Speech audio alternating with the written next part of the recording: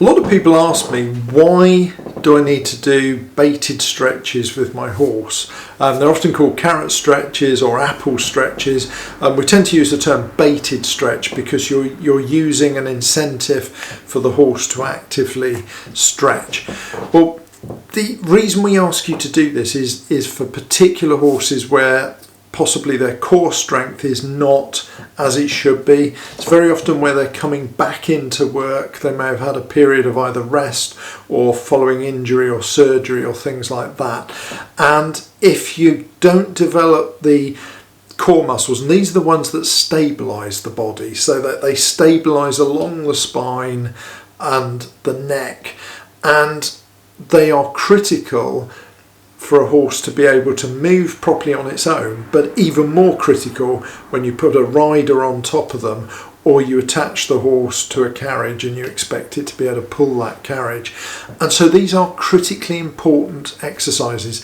They are quite simple, but I've got some clips we're going to show you in a minute that you'll see this particular horse. You'll see if you look at his feet and his neck, you'll notice he tries to cheat, and I'm going to talk about what he does in the actual video itself, but you watch what his feet and his neck do, and then you'll see that I ask his handler to actually just do that again, but to either change the side she's standing on or move him very slightly, and you watch how we get him to be as square as we can. So you've got a leg in each corner effectively, and then we get him to bend and drop his head and to stretch out.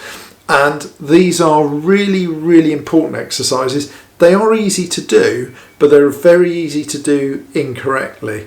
And so I thought it'd be interesting for you to see this particular horse doing these stretches, both not quite right, not badly, but not quite right, and then how we just subtly get him to do them slightly differently, and suddenly we're engaging the particular muscles we need to, and we're gaining that symmetry of movement that we need to get in order to help him develop and be as strong as he can be. So we'll roll the film, and then I'll do a voiceover explaining what each section is.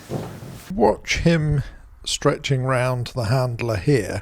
Notice the right hind foot, and what you'll notice with this is it's not planted squarely on the ground, so he's standing on the toe here.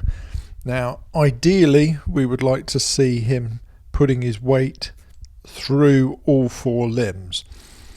Now with this one he lifts the left fore in order to turn, and you note that this indicates a diagonal issue. So we had the right hind, left fore, but he's able to stand square on the other two. And now when we come round this way, watch, he can turn nicely. We've got him not quite square though, so he's not standing perfectly square.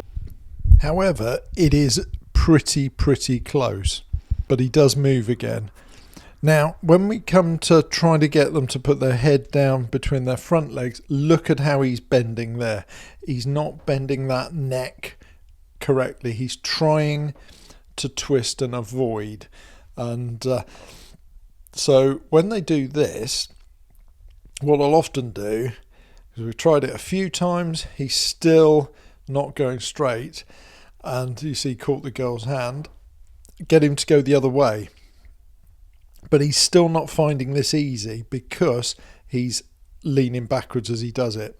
Now when it comes to stretching forwards, again, ideally you want them square. We know this horse has a few issues, that's why we're using him, but he can't quite stand square. And the reason for this is you're looking at tension patterns throughout his entire body. Well, hopefully that's been really helpful for you.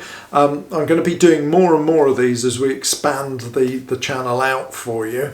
And the idea is to really give you help and advice, but for you to know we are here if you have any problems. So this is really, we're trying to do what we can to improve the health and welfare of your horse and all horses, and